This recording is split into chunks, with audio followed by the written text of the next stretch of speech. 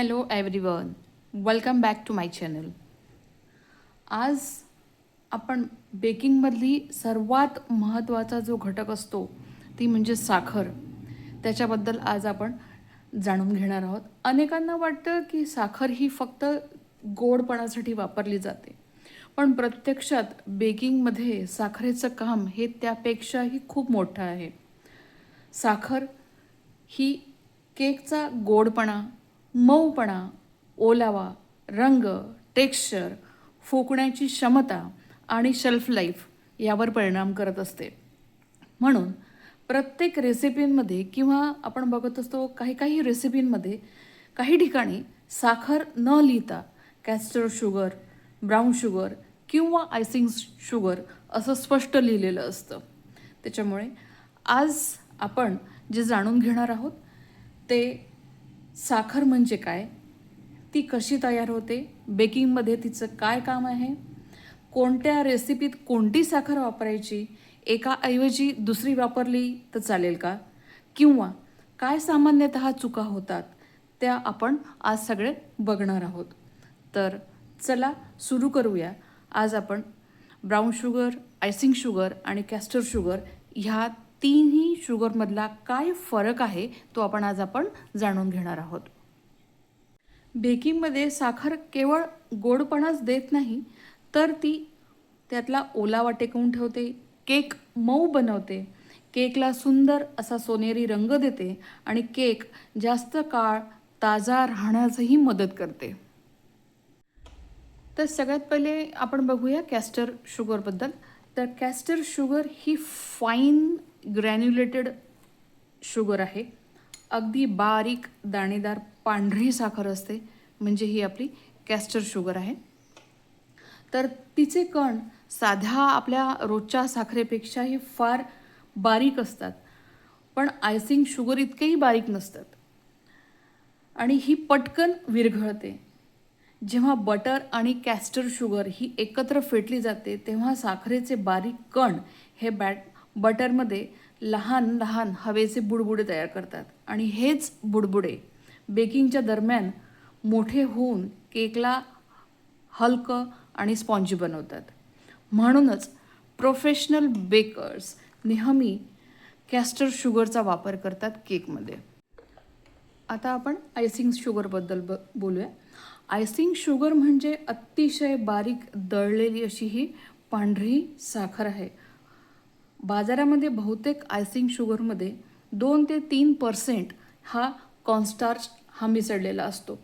कॉर्नस्टार्चमुळे गुठळ्या नाही होत आणि आयसिंग शुगर ही लगेचच विरघळते. म्हणून बटर क्रीम किंवा फ्रॉस्टिंग आणि ग्लेझ ह्या अतिशय गुळगुळीत बनतात.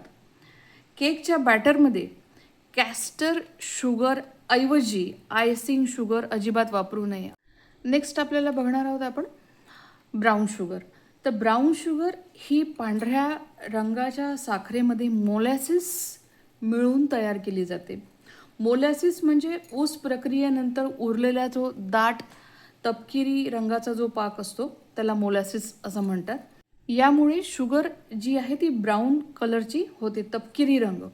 याच्यामध्ये जास्त ओलावा असतो, कॅरेमलसारखी चव असते याला आणि किंचित आम्लीय गुणधर्म असतो. ब्राऊन शुगर हवेतला ओलावा शोषून घेते, म्हणून कुकीज या मऊ आणि च्युई राहतात. आता या तिन्ही तर शुगरच आहे, brown sugar, icing sugar, castor sugar. मग एकाऐवजी दुसरी वापरली तर चालते का? तर बघा, कॅस्टर शुगरऐवजी आपण ब्राऊन शुगर वापरली तर चालेल का? चालेल, पण केकचा रंग थोडासा गडद होऊ शकतो आणि त्याला कॅरेमेलची चव येते. आता ब्राऊन शुगरच्या ऐवजी जर कॅस्टर शुगर वापरली तर चालेल का? हो, वापरता येते, पण कुकीज ज्या आहेत त्या थोड्याशा कुकीजचा जो च्युई टेक्स्चर आहे तो थोडासा कमी होऊ शकतो. केक बॅटरमध्ये कॅस्टर शुगरच्या ऐवजी आयसिंग शुगर कधीही वापरू नका. आता या तिन्ही शुगरची साठवणूक आपल्याला कशी करायची आहे, त्याला स्टोरेज कसं करायचं आहे. तर ही सर्व प्रकारची ही जी साखर आहे, या तिन्ही प्रकारच्या ज्या साखर आपल्याला हवा बंद डब्यामध्ये ठेवायच्या आहे. ब्राऊन शुगर घट्ट बंद डब्यात ठेवायची नाहीतर ती कडक होते. आयसिंग शुगर ओलाव्यापासून नेहमीच दूर ठेवायची आहे. ह्या तिन्ही शुगर आपल्याला थंड आणि कोरड्या जागी साठवायच्या आहेत. प्रोफेशनल बेकर्स साखर फक्त गोडपणासाठीच निवडत नाही, तर अंतिम पदार्थाचं टेक्स्चर, ओलावा, रंग, चव आणि लूक लक्षात घेऊनच योग्य साखर निवडतात. त्याच्यामुळे योग्य साखरेची निवड हीच परफेक्ट केक आणि डेझर्ट बनवण्यामागील एक महत्त्वाचं रहस्य आहे. बरेचसे नवशिके जे बेकर्स आहेत ते अनेकदा घरी उपलब्ध असलेली कोणतीही साखर वापरतात. पण प्रत्येक साखरेचं काम हे वेगवेगळं आहे.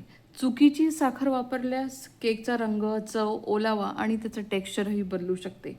म्हणून रेसिपीमध्ये सांगितलेली साखरच वापरणे हा सर्वोत्तम पर्याय आहे आपल्याजवळ. आता साधा, सोपा, सरळ नियम आपल्याला लक्षात ठेवायचा आहे की कॅस्टर शुगर ही केक हलका आणि मऊ बनवते. ब्राऊन शुगर ही ओलावा, च्युई टेक्स्चर आणि कॅरेमलची चव देते. आणि आयसिंग शुगर हे गुळगुळीत फ्रॉस्टिंग आणि सुंदर सजावटीसाठी वापरली जाते. त्याच्यामुळे योग्य साखर निवडली तर तुमचं बेकिंगमध्ये खूप मोठा फरक दिसून येणार आहे.